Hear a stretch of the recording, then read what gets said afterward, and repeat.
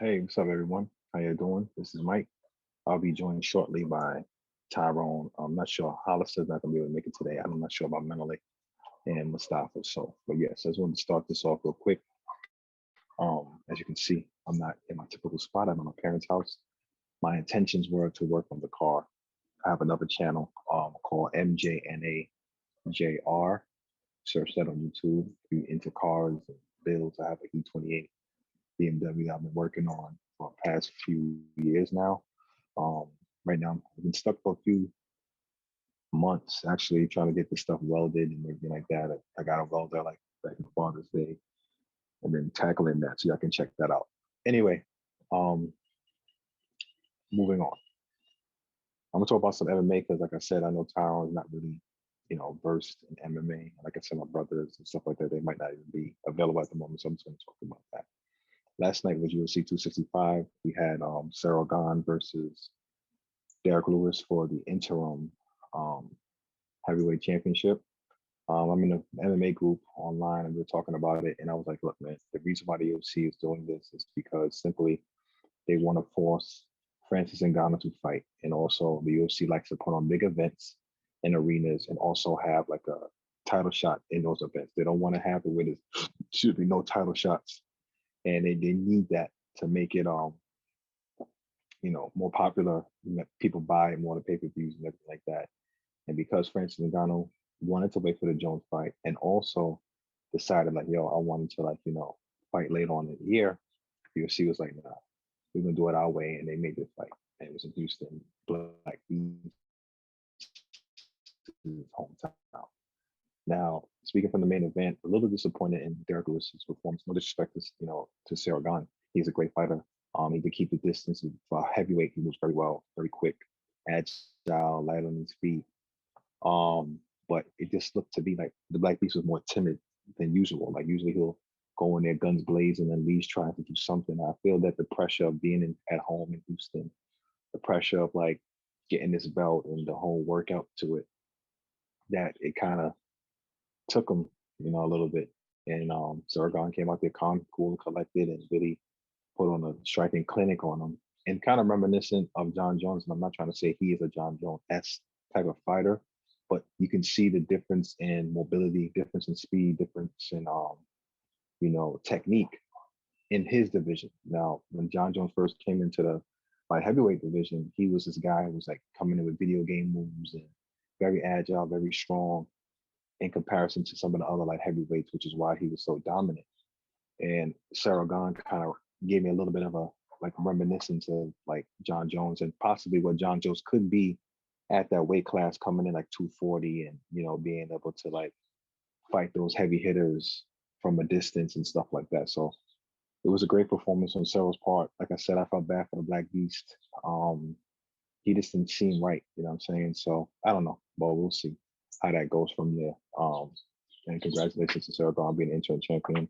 I know him and Francis were like, sparring partners in the past. So we'll see how that pans out when they fight each other because they're gonna have to unify the belt. And yeah. Then we go to the co-main event. We had Jose Aldo versus Pedro Munoz. That was a good fight. Jose, he looks like the Jose old man. Like he putting in that work. He's changed his diet. He's been eating well and really getting comfortable at the 135 weight division. And that division is pretty stacked. You you got the champion, Aljamain Sterling, you have Peter Yan, you have Dominic Cruz, you have Sugar Sean O'Malley. You have a lot of good guys in that division. So to me, it looks like that division is going to be very promising. And I think Jose Aldo has the possibility of being a champion. I know he lost to Peter Yan before, but yeah, he's been doing this thing. I think I'm joined with Tyrone is coming in now. So we'll pick up from there. What's up, Tyrone? Give me a few minutes. All right, cool. Let's meet. So, and then you have that the co-main event, not co-main event, the third event of the card was Vicente Luque versus Michael Chiesa. That was a cool fight for how much it lasted. Michael Chiesa looked like he had him, Vicente Luque. And to be honest with you, it looked like Vicente tapped, but that just means it maybe just the way the angle was. He was probably trying to grab to pull the hand off, and it looked like he tapped, but he probably didn't tap. But that was really crazy. And Vicente came up with that dark stroke and caught him and tapped Michael Chiesa and he's looking very promising. I think that he's in line for a title shot now. He's beat former champion in Tyrone Woodley, um, and he's been winning crazily, like submitting dudes and taking them out.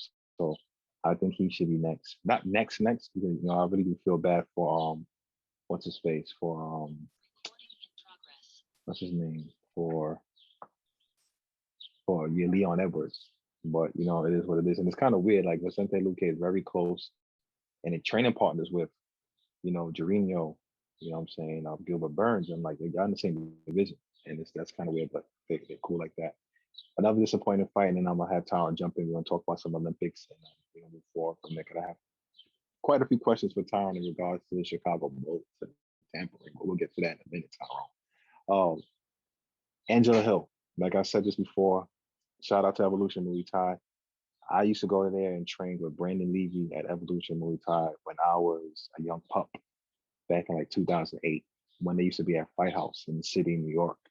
And, it was very fun. And Angela Hill and her husband, they became big people in that school years later. And, I came there and I met them a couple of times when I went back to start to train, not regularly, but kind of get my feet wet again. And I met Angela and I met Adam and stuff like that before. So I'm happy for them. And I really want Angela to win because I watched her when she was on Tough. And it's like the kind of proximity. Like she went to the school I went to. She got trained by the person who trained me. She nice. Adam's dope. I just wanted them to win. And unfortunately, she lost to Tisa Torres. I don't know.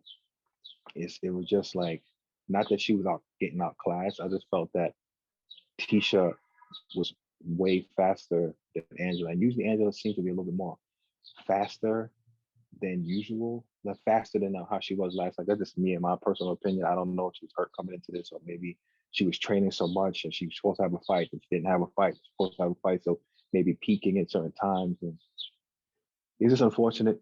She didn't win. So hopefully next time they'll get it in there and they rep, Evolution Muay Thai. I know she has long going from there and went away from Muay Thai and really doing MMA, but like I said, I trained with them a couple of times. But yeah, that's it for the MMA. It should be interesting moving forward. I know we have the Tom Willie fight coming up soon, and some other stuff like that, and that should be interesting in itself. And I'm really curious to see how the heavyweight division pans out. But moving into the Olympics, I already joined. Tyrone, are you there? Yes, I am. Yeah, you kind of breaking up. What's going on? Everything's good, man. Everything's good. I'm gonna switch it out. I'm gonna switch it out right now. So give me a second. Yeah. I'm gonna switch it out off my house Wi-Fi.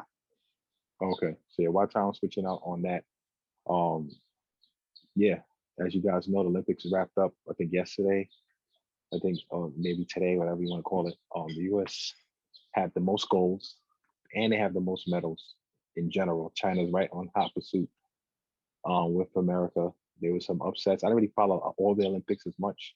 Yeah, obviously basketball, some of the track and field and stuff like that. The US men's, I know they won the 4x100 relay, but they got destroyed by the 4x100, and they got destroyed and some other stuff like that. A lot of other American athletes, as far as track and field is concerned, didn't really show up the way they did. And I want to kind of chalk it up to the fact that the lack of practice, the lack of training because of COVID, and just I think mentally a lot of the people weren't there. And I feel that, like I don't know how the track and field organization do their thing, but it was just something to me personally where I felt that it wasn't the same kind of, pizzazz or thrill or like polishedness that they should have. And I know Carlo was just like, yo, this is embarrassing. And then the baton with the relay. And it is true, like one dude grabbing the dude's chains and all that stuff like that. And like, if those two passes were clean, they probably would have made the heat.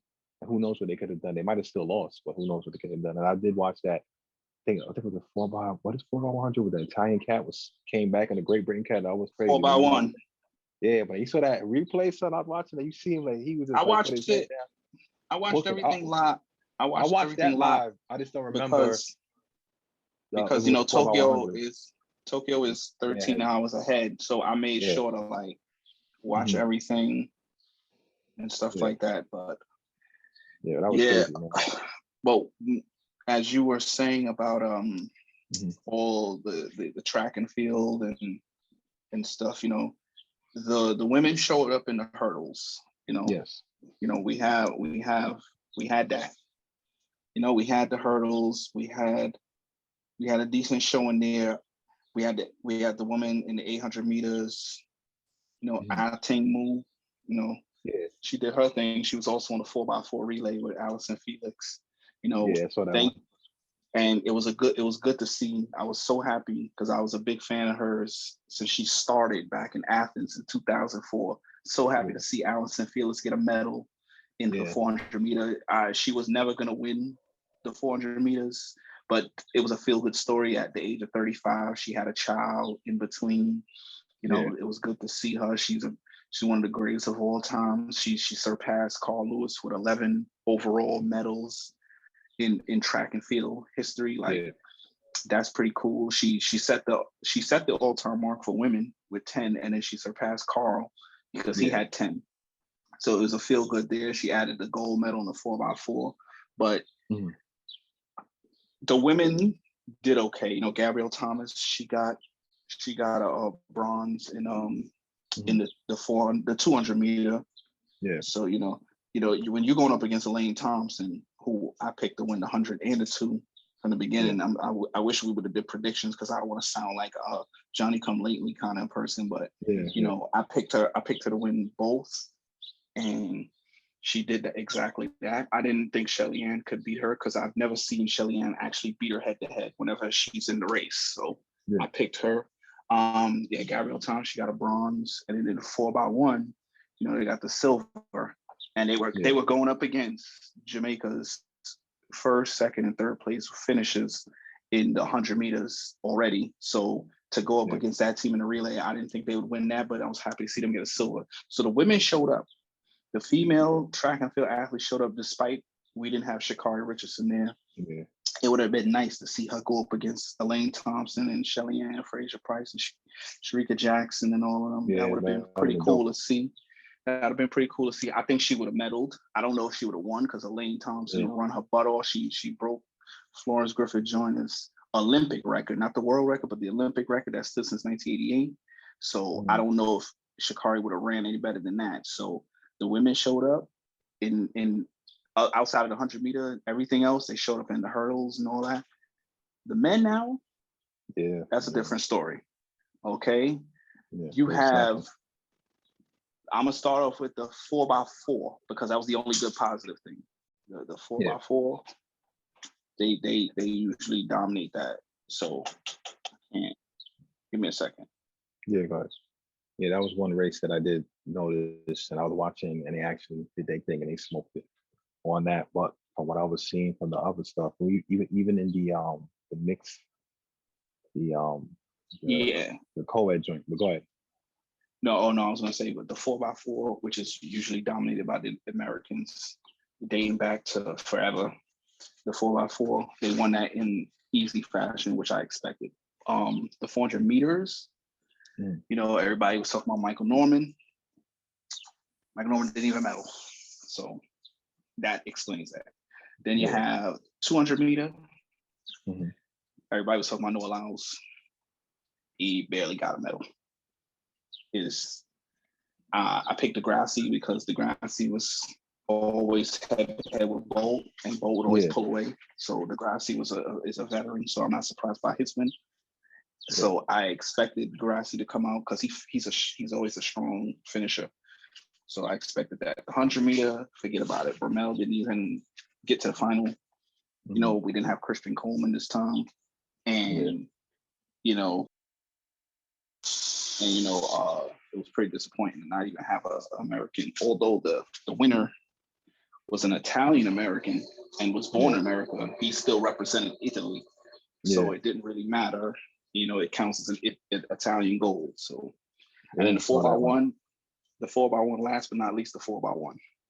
These guys came in 6th place in the semifinal because that was the one I was disappointed in the most because I said to myself, Jamaica has a weak team. And it showed because they came in 5th. They had a weak team. I said, this is this guy's chance. They screw up in the individuals. I said, okay, the 4x1, they got a chance because they're pretty good at the 4x1. Yeah. this group because they won the world championship last.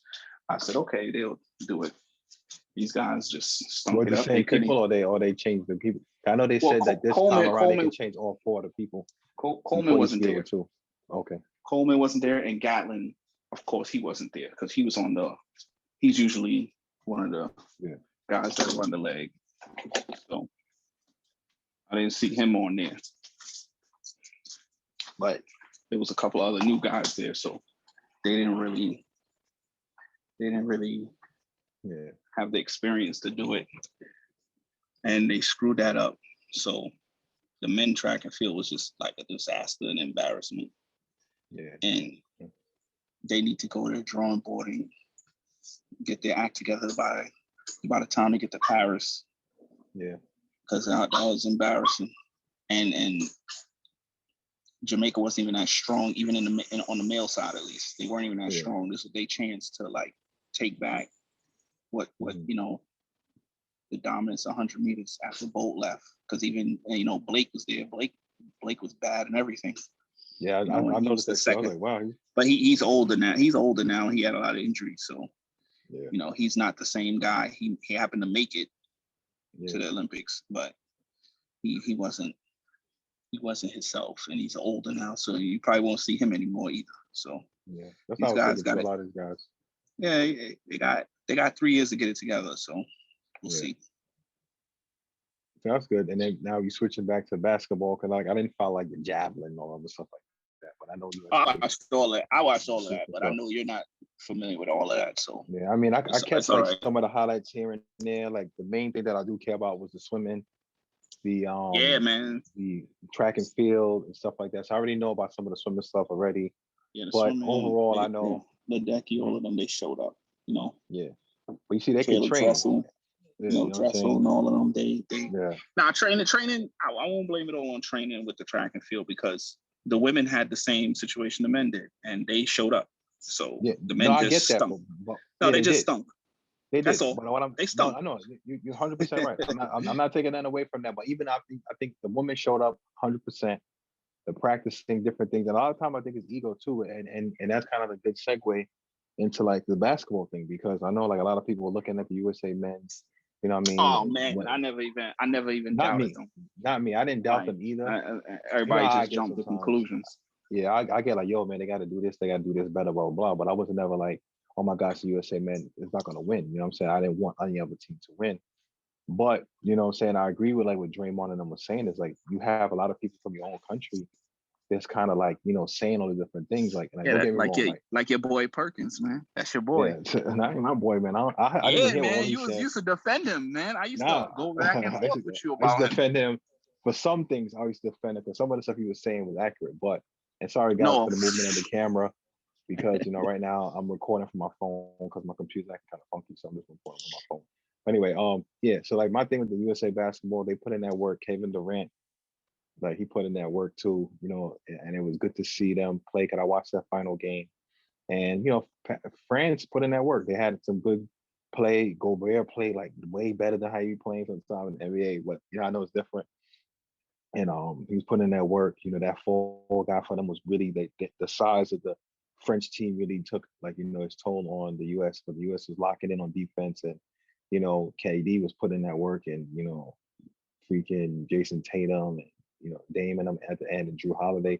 It was a good team effort. I mean, I felt that they let them in at the end of the game a little bit too close when they were doing the foul line, the foul shooting games, and they missed some stuff at the line, but it was a good game to see, and I was happy for them because sometimes it's sad. Like, despite the fact that even the USA men track and field guys lost, I'm still gonna rep USA. You know what I'm saying? I'm not gonna be like, hey, blah blah blah. We know they had to make a mistake, but this time around, when it comes to Olympics, it's like I'm not gonna be like, oh well, these guys, and then just beat them down. It happens. And then that day, after the first exhibition game, everybody's writing off the USA men's basketball team. And we didn't have all of the stars in the NBA on the team. And people say, "Oh my gosh, the world has caught up." Like, nah, this is the game we invented. We created that. You know what I'm saying? So, I don't think no Slovenian. Not trying to say that they're not nice. Is gonna ever be like a KD. You know what I'm saying? They're not gonna get five squad. They didn't even anomaly here and there. They didn't even medal. So they was just like a one-man team. Yeah, and that's what I'm trying to say. So my thing is that Australia was a better team. yeah, Australia play well, and they got like mad NBA players on there. I thought they got would have mad NBA made players. it. Yeah. I thought they would have made it to the final game. Yeah. But, like France almost lost to Slovenia. You want for that block buffer too? I think the US ended up playing them in the semi, so yeah. they that's the reason why they played. Yeah, that's why. You know what I'm saying? And no disrespect to all the cats, but I'm glad for the women's. We already know. I always pick the women's to win all the time. Yeah, but it was never. They always be dominating. They won every single one of them. Yeah, so that's what I was saying. So the women always been dominating. So I never anticipated them to lose. So when they had the game, I was like, if the women gonna win that, hands down, that's gonna be like what, like cheese for them. So I'm happy that congratulations to them. Congratulations to USA men. Congratulations to the USA for having the most medals and stuff like that. Even though sometimes USA don't be treating us right. I'm still an American. I'm still gonna rep them because, like, you know what I'm saying, Olympic time, it brings some level of patriotism. You know what I'm saying? Don't get me wrong. Like, I was going for that in Trinidad and Tobago when they were racing. You know yeah, I was too. It's just that they didn't do well in anything.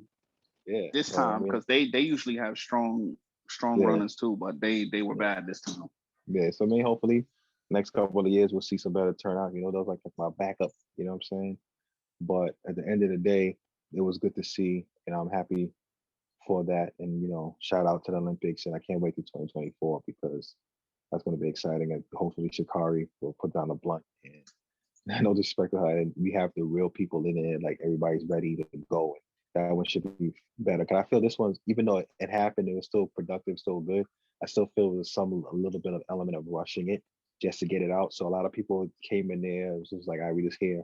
And I don't think people had the right mindset going into it. No excuses for the people. I'm just trying to say, like, it wasn't the same. So hopefully 2024 in Paris, people are ready. They locked in. They know that what they have to do for the 3 years they have to train and prepare. It's only 3 years this time. Yeah. So now you have no excuse. You should be good to go. But moving forward, NBA free agency. That was our last episode. I don't know why it took forever. Like I said, my computer's having problems to upload it and post it. But you guys should check that out on Sports Talk at the Fan. It's already up.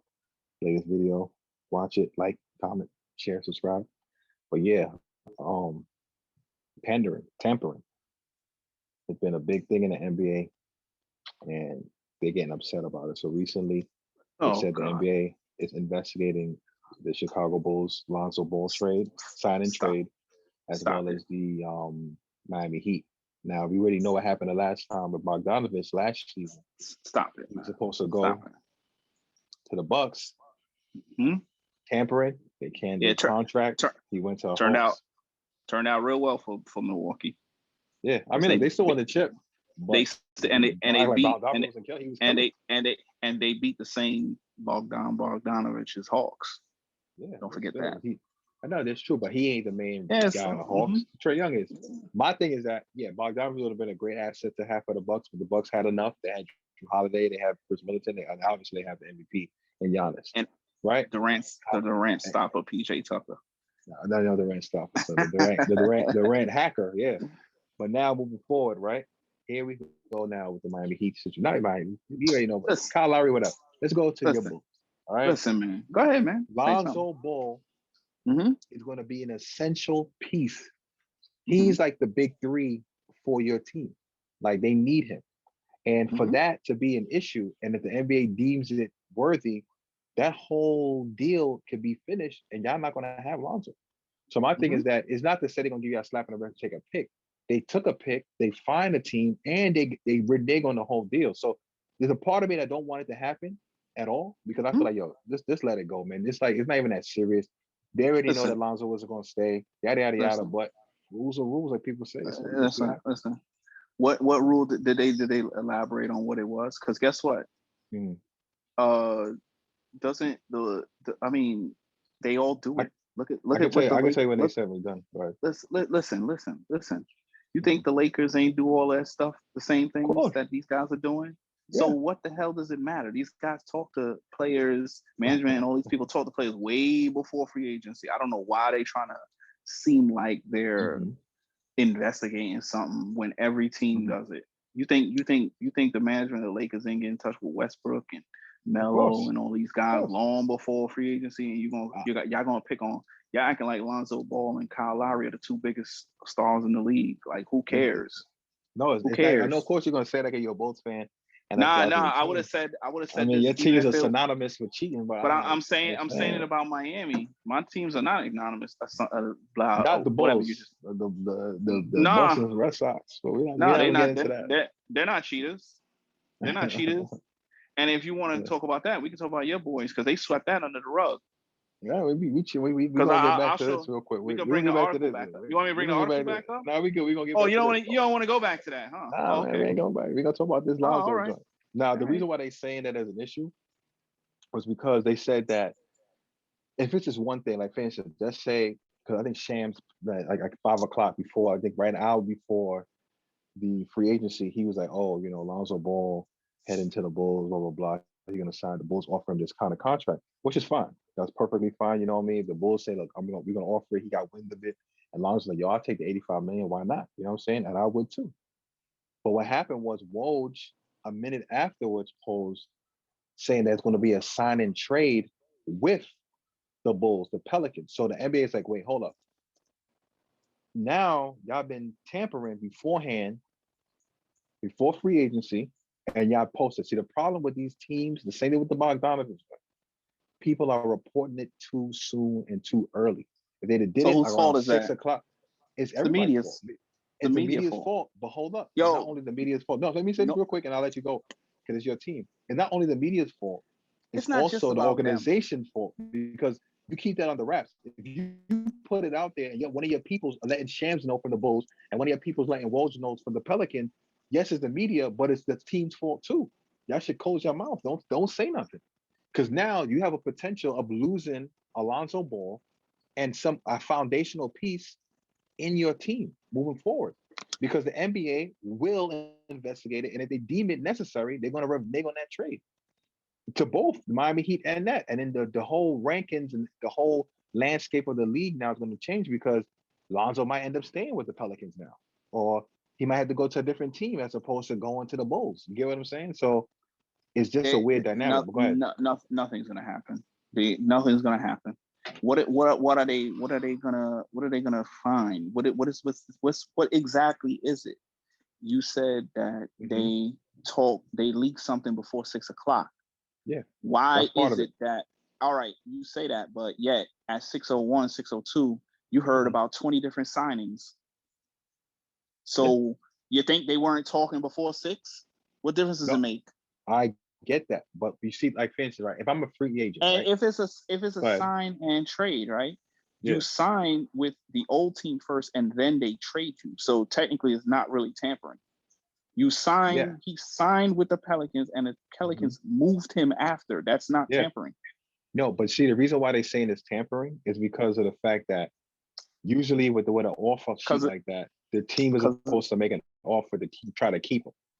They already say, you know what, we're not going to do that. We're going to let Lonzo go where he want to go. We're not paying him $85 million here in Pelican land. Not so always. We're going to let you have him. We just want this in compensation. So they lock out everybody else. So there's nobody else to even give him an offer. So when you do that's why the tampering is a big thing, because now let's say the Toronto Raptors wanted to talk to the Pelicans. They out of the loop because they already made a deal behind the scenes before time and letting the things play out for him to have an opportunity to be courted by other teams. So that's why it's so important, because it's like me saying, like we already know, like LeBron and Lakers been doing it, Rob Pelinka and all that. We already know that. So I already know what you're saying. But go ahead. What they did is that's not tampering, man. Mm-hmm. He probably spoke to the Pelicans, said, "Listen, I want to go to Chicago, and you do a sign and trade." Mm-hmm. That's all it was. It's just like Schroeder. Right now, Dennis Schroeder, they're talking about sign and trade, and nothing happened. So that's not tampering. They're doing the same thing. It has nothing to do with it has nothing to do with a deadline, though. No, I'm not talking about the deadline.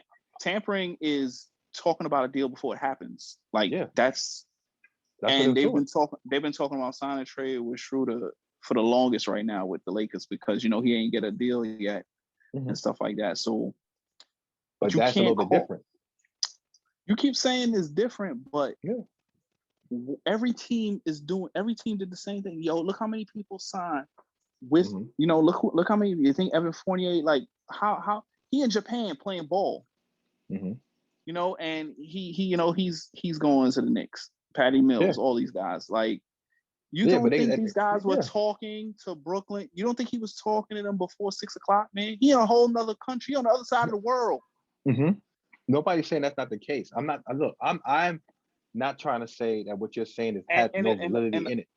And the Lonzo rumor had been happening for a few weeks now. So maybe they feel a type of way because the damn rumor happened. The rumor was true, and they don't like it. I don't know.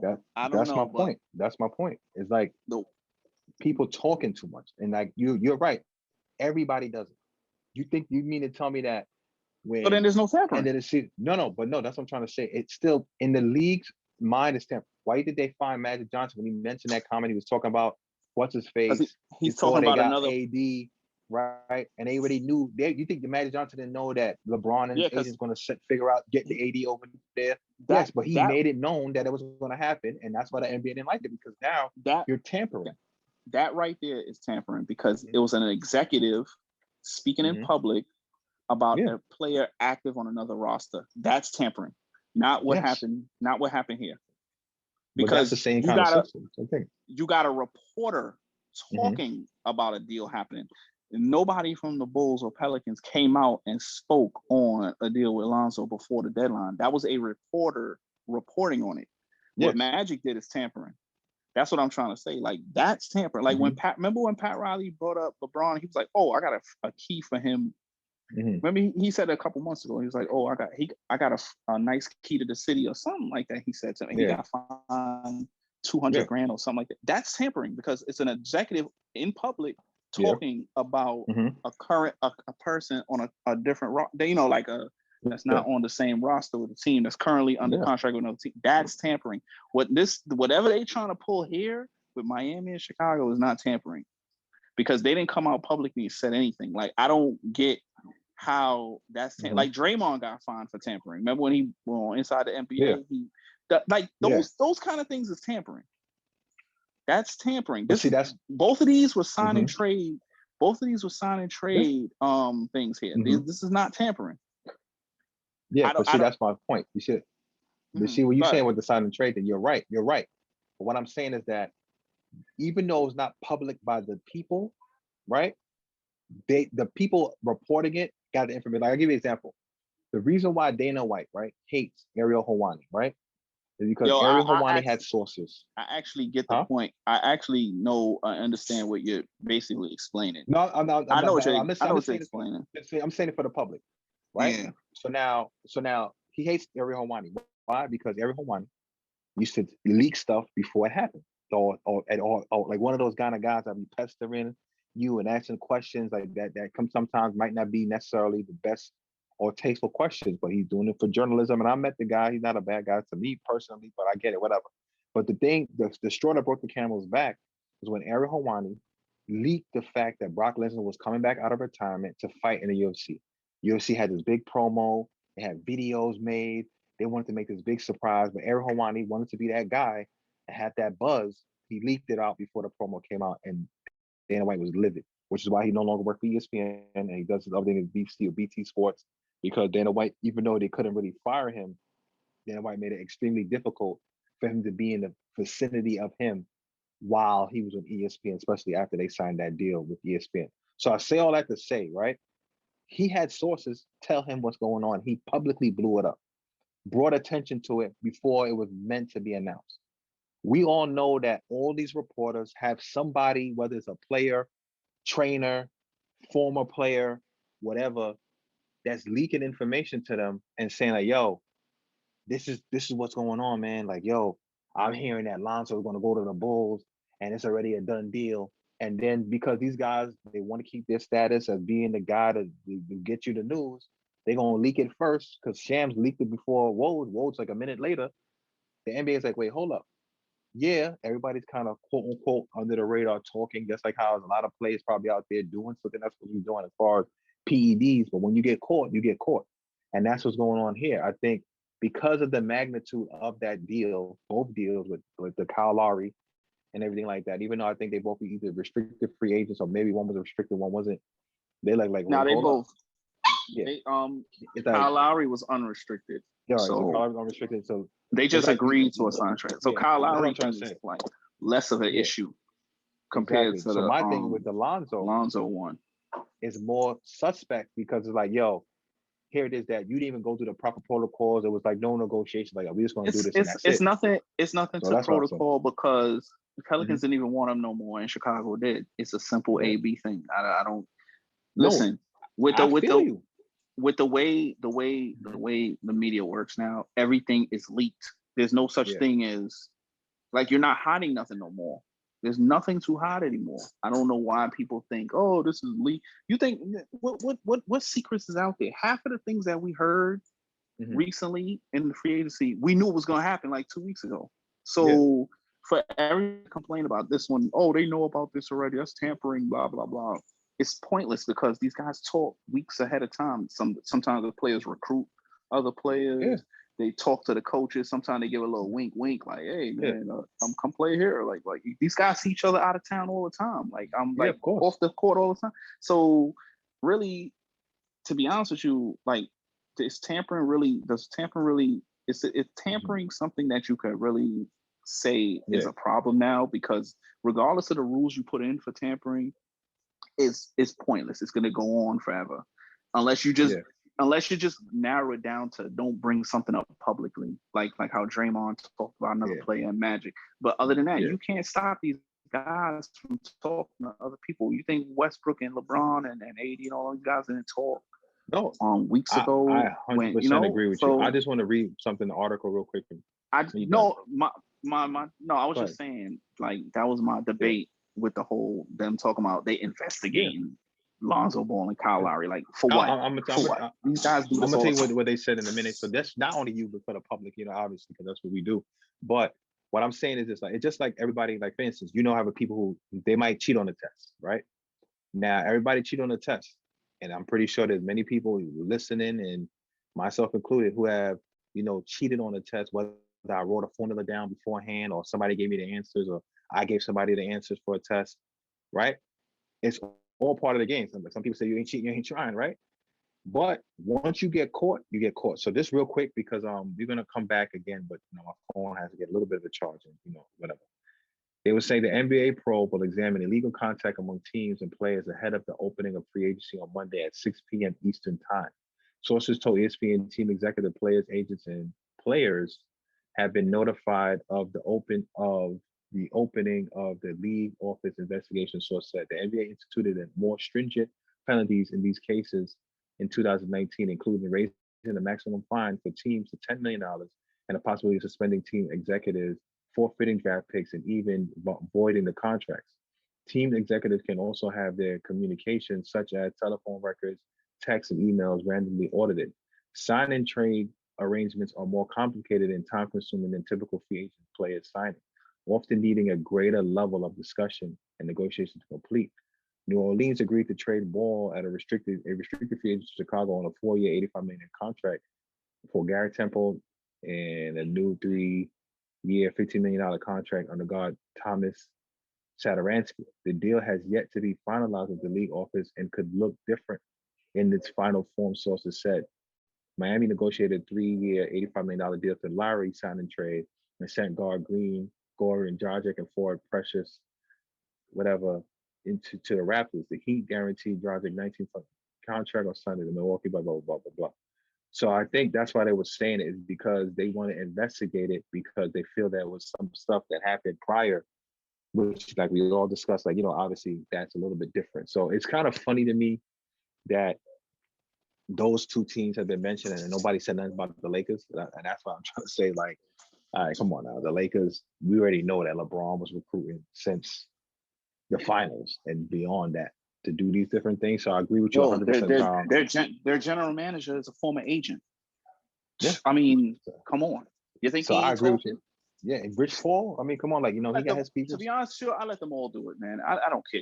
These guys gonna go where they want to go. You think this Yeah. tampering stuff? If these guys talk to these Mm-hmm. people beforehand, They're gonna already have their mind made up of where they want to go. This whole we're gonna fine them for tampering is BS. Yeah, I mean, it is kind of dumb when you look at it from the smaller scale, but from the simple fact that as a business, it's like, it's like almost monopolizing the game. So that's why they get mad, because it's like, yes, the players do have their own leverage, especially if you're a star player. Like, I want to go here, I want to go here. And honestly, people do different things to make the numbers work. But when it comes down to like wooing players who, like you said, are under contract, it's like me working for ESPN, just say, and NBC sees me at the Olympics and like, yo, man, we would love to have you over here, man. Why don't you just leave? You know what I mean? And they're pretty much getting their foot in the door ahead of time to sway me to do something differently, where I'm not giving ESPN or my team a chance to really, get the best for them. So it's like a way to protect the owners, as well as like, the markets from losing players and losing things, because it's like at the end of the day, it's like we don't want people that's going ahead of us and skipping the line per se to do what they want to do. And I think that's why the NBA is trying to buckle down there, because like you said, it's like it gets crazy when you start dipping into like the nuances, because now this is liable if the NBA decides, and I do agree. I don't think they're gonna do much with it, but if the NBA decide like, nah, Yeah, Lonzo, like what are they gonna what are they gonna do? To investigate the DeRozan deal? Like every team that does Well, the signing Rosen deal trades, was a little bit different, like but this particular one was a little bit different because of the contact and how they reported it.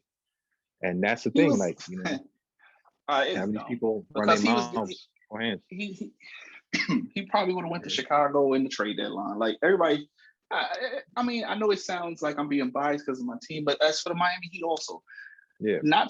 Listen, this is not like James Harden and Kyrie Irving doing signing trades. We're talking about Kyrie and Lonzo Ball, who are good NBA players. They're not game. Neither team with this Lowry's deal a champ, so. became championship contenders. Yeah. Like, I'm sorry. I mean, y'all looking all right. My team is play. No, listen, I'm a realistic person. We're playoff contenders. We're not championship contenders yet. We're not there yet. We're still a young team. Mm-hmm. They haven't played together yet. They still got to go out there and play. Just because we made all these moves, I'm not gonna sit there and say, "Oh yeah, we're taking the East." Like it's just it's not every team. I have to go back to it. Every team does this. No matter what rules you put in, you could tell me a rule, and I could see you in the hall.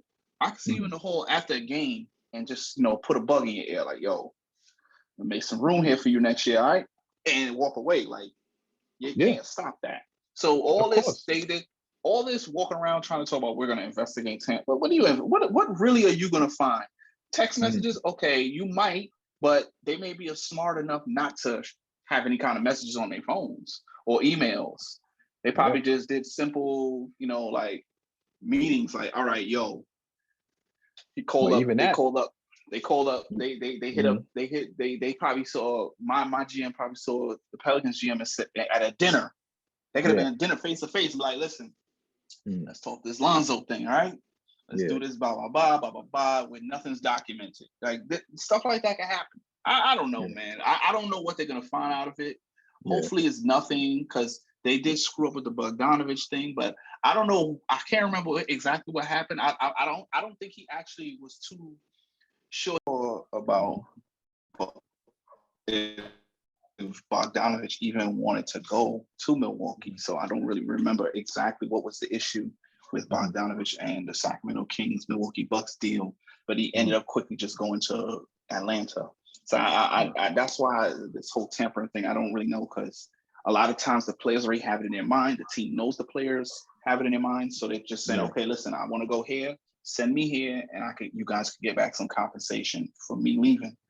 That's how I see it. So to be honest with you, I don't look at any of this stuff as tampering. I think the whole tampering, this whole so-called investigating tampering, whether it's my team or other teams, is total BS, because these players and these management, they already talk. Yeah.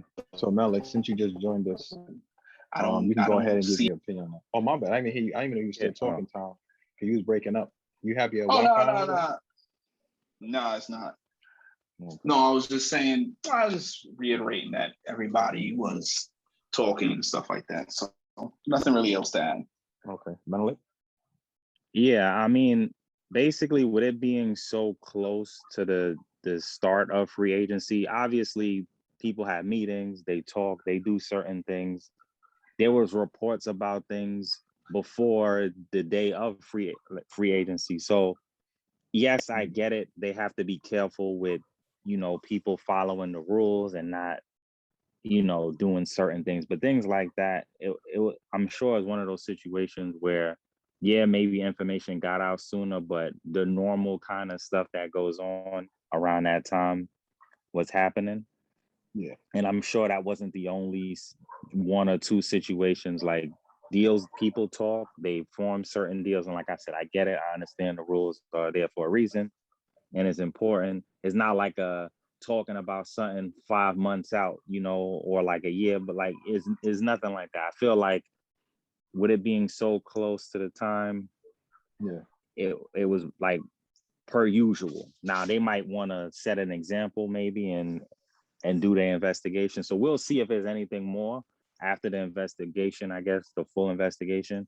But from what I understand for right now, I don't think it was a big deal. I think it was more so just normal procedures. It just so happens that certain information came out a little bit too soon. Maybe it was some time zone stuff. Who knows? It could be, a couple of different things. But yeah, that's my take on it. But just real quick before we move on to the next guy, I know I had asked you this question. I'm gonna ask you afterwards, but I look at it like this. Maybe it's not even necessarily the fact that Woj and them had said it like at 5 o'clock. Maybe it's not as simple as that. Like Tom was saying, oh, you just said too, was like maybe they feel like, yo, this was in the works months in advance. So if they investigate and they look at old text messages, seeing like, oh, you know, the Pelicans, like David Griffin or like Lonzo or somebody, the executive was calling Alonzo on them prior to the season being finished and saying like, yo, man, come here. We're going to make some cap space for you. We're going to get money over here for you. Just make sure you tell them you want to go to the Bulls. The same thing how they coached AD to say, yo, I want to leave. I need to be traded at a certain specific time. So that way, only the Lakers could bid for him. So that way, he automatically go to the Lakers. You know what I mean? It was a kind of like a done deal on that sense, which is why, a lot of times there was OD and asking for mad money and mad compensation, not mad money, but mad compensation when they're trying to trade AD the first time, which cost that GM to lose his job for the Pelicans because he invited with Magic was offering like almost everything else for him. So that's why now that you guys said that, I kind of thought about it on that light, but that's probably what they're talking about. Like, hey, you know what I'm saying? Like it might be a little bit deeper than just like, oh, they said it at 5 o'clock and 5:01, as opposed to like, yo, this is going off the wild. Same thing with Kyle Lowry. Like they might have said like he wanted to go to Miami for a long time, and now that free agency is, and he probably was like, yo, I'm coming to Miami. Don't worry about it. Or the organization. Even with Lowry, it could have been a situation where, because remember how they almost traded for him at the trade deadline? It could have been a conversation then, like, yo, matter of fact, just tell Toronto you want to stay, and then we'll just work out something during free agency. It could be, it could be a number. I got a theory. It goes all the way back to the Lakers. And I feel maybe they're just upset that the Lakers didn't get these guys. Remember, it was brought up recently on I saw it somewhere. Russell Westbrook was their plan D. They weren't going for Russ at first. It was Lonzo. Then you heard Lowry. You heard Chris Paul. You heard all these other guys before Russell Westbrook's name even came up. So who knows? Maybe these two players didn't want to go to LA and we want to go here. Maybe the league is just mad because the Lakers couldn't get them. Because this is Adam Silver is LeBron's puppet. Sorry, I know there's a lot of people that like Adam Silver, but he had a nice little 15 minutes where he was like the darling of the NBA and doing all this stuff for everybody, but he's sort of like a guy that just does everything these players ask him to do. And you never know, LeBron probably felt some type of way about Kyle Lowry because they was trying to get Lowry and DeRozan together, but initially they was trying to get Lonzo. And I don't know, man. I just think that I'm just just throwing a little BS out there with that. But I'm just saying that this tampering thing, man, come on. These teams, I keep saying it again, but where was this smoke when the Lakers did it, man? And nobody can't tell me that they didn't do this. You think they got all these guys? all these guys like that, and they didn't talk before. Come on, stop take less money, come over here for the minimum. So, like, look, trust me, like I said, I'm just playing quote unquote devil's advocate. I know, but it's just that, like I said, this particular situation seems a little bit fishy in the NBA's eye. And like you said, they like, all fishy. Lakers. I mean, look, don't get me wrong. It does help the league tremendously having more viable options to participate in, like, going to the playoffs and going to the championship, as opposed to this having the same two teams. Don't get me wrong, I'm a Net fan and I want the Nets to win it all. But yeah, I'm happy that Chicago's better. I'm happy that, the Miami Heat will be better. It just makes it more entertaining and more, iller. So when the Nets, run the gamut and get to the finals, there's like nobody saying that, oh, they had an easy path. I feel that way. You need to stop running your mouth about them. You did that last year. Don't get me wrong. I still think they're the favorites, but just stop talking. Stop talking. I mean, look, man, the injuries happen, man. That's why you shouldn't. That's why you shouldn't talk, because you jinxed it. No, but I was never jinxing it in that sense. I was like, yo, man, they're gonna do their thing, but it is what it is. But real quick, switching gears, because I don't want to make this one too long like the last one. Recently, while I was doing it, reading the articles from ESPN and stuff like that, about the tampering situation, we have a clear idea for the fans, you guys who listen. I have a better idea if you haven't, picked it up already. I saw a video of Lionel Messi crying. Now, those of you who don't know who Messi is, I mean, I think most of us kind of do. If you into football or soccer, as we call it in America, Messi and Ronaldo, those are like one of the top two guys, like like the Kobe Bryant type or Michael Jordan-esque type of players in their generation who play, football. And I just saw him crying, and I wasn't sure. And I was touching base with Menelik before we got back on air, and Menelik was breaking it down. So I'll let Menelik say his piece, and then we'll get into that. And I think he's going to segue to another topic, and then we'll wrap. So go ahead, Menelik.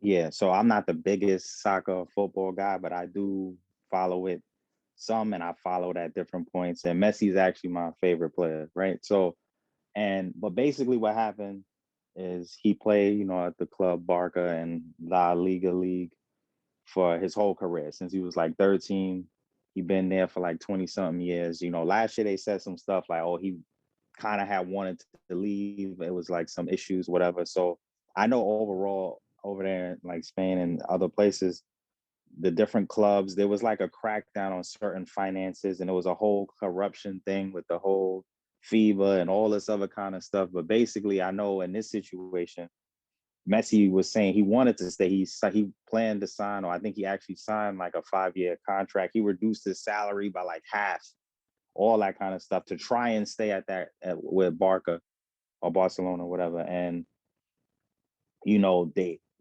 with the way the rules are right now, they La Liga wouldn't allow the deal to go through because it would make Barca over a certain threshold or something, and it was just like no way around it. So basically, the money got in the way of him being able to be one of those people, who had his whole career there. He was like, he promised his family, all that they would stay after they worked through other issues and this and that. So for him, I know he felt, just imagine you play for the same team since you were 13. And it's like you have that history, you the top goal scorer, top performer. You build history with that club.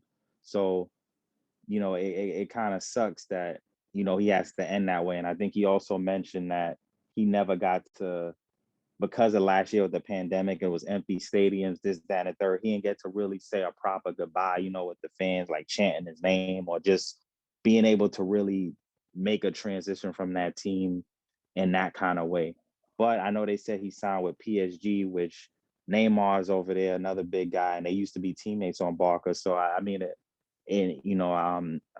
this other guy, Di Maria, who played with him on his national team, I think he over there too. So they should have a pretty decent squad over there. But it just, like, to see him not be on that team is a big deal, and it just kind of sucks sometimes when like business or money in certain ways, especially with him being willing to sacrifice so much money, and he's still not being able to stay on that team. It just kind of sucks for the history that he built with that club and everything like that. So I know it was a difficult time for him.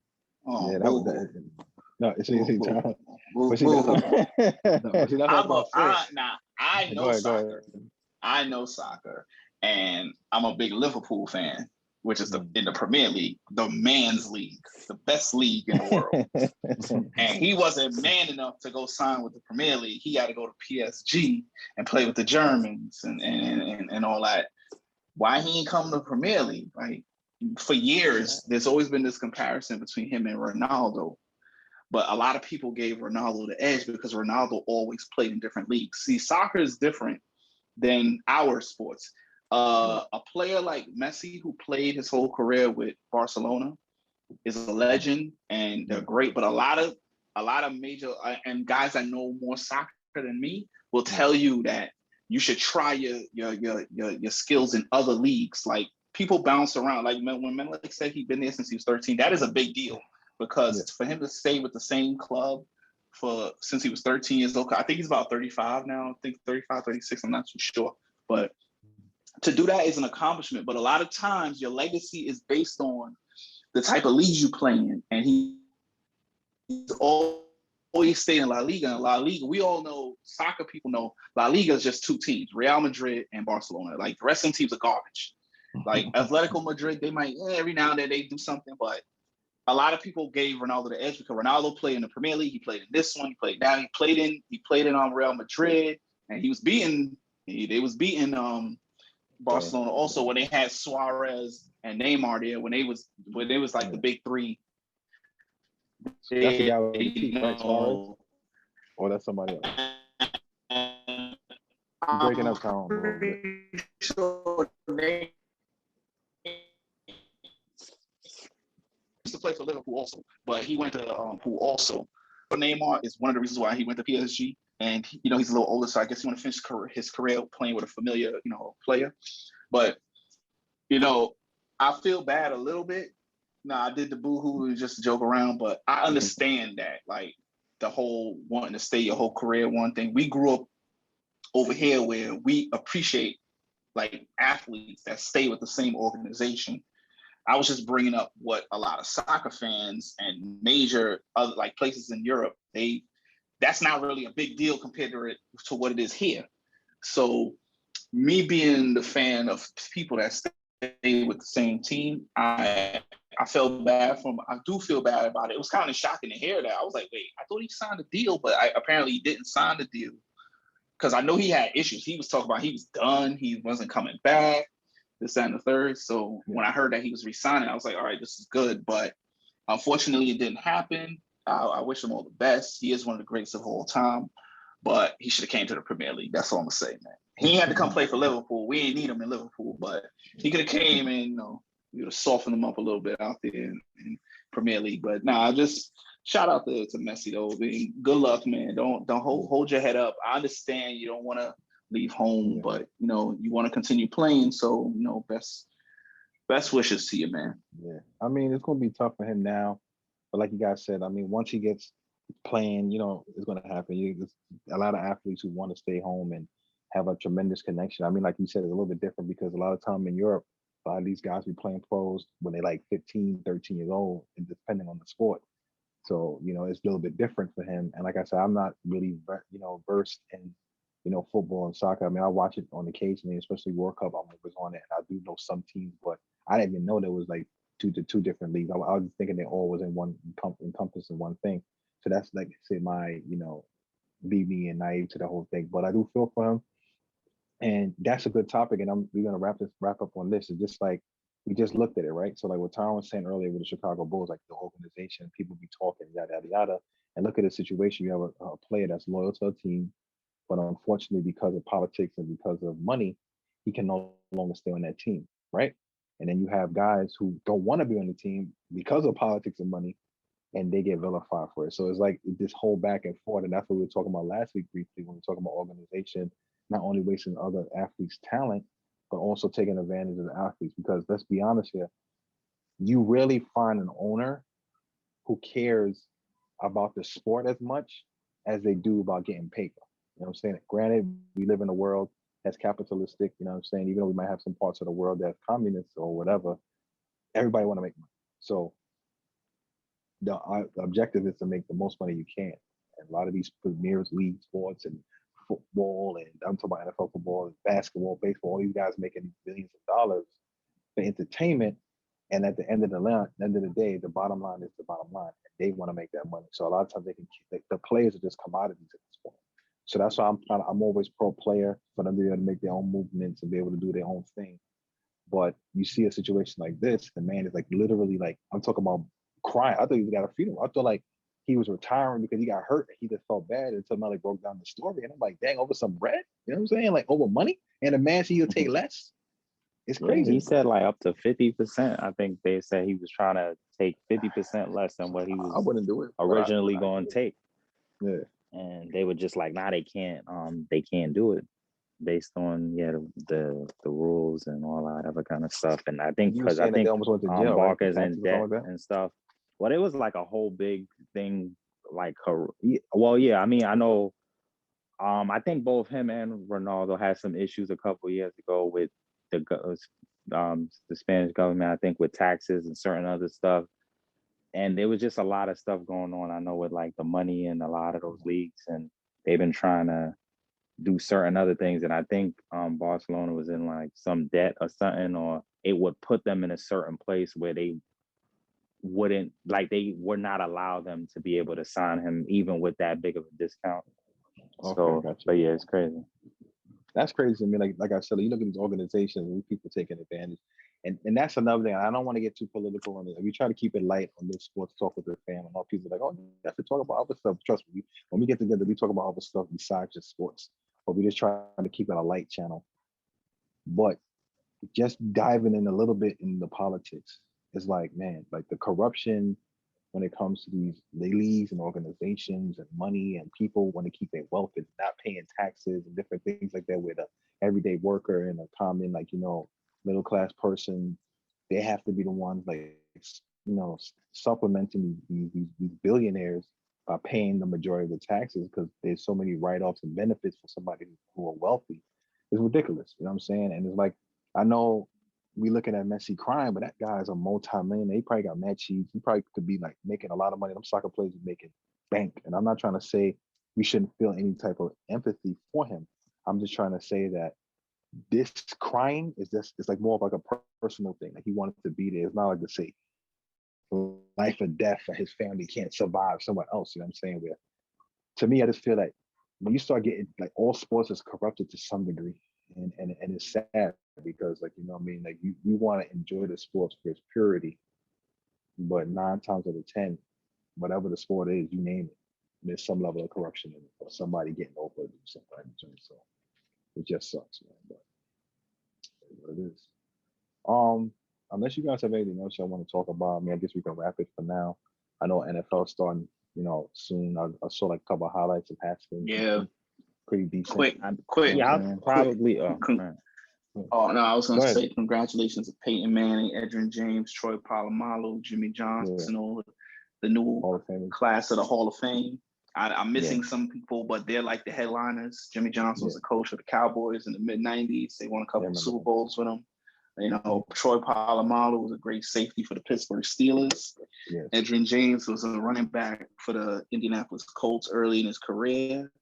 Then he went to Arizona to end his career, but he played under, Tony Dungy, won a Super Bowl, and he won it with the last man, the main event, Peyton Manning. He's the main event of that.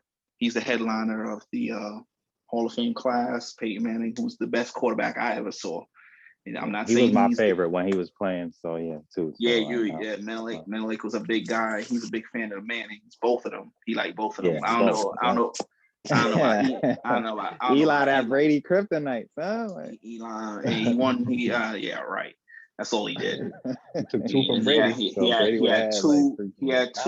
had two nice runs, but Peyton Manning, who's the best quarterback I ever saw. Purely, we ain't talking about just on wins and stuff like that.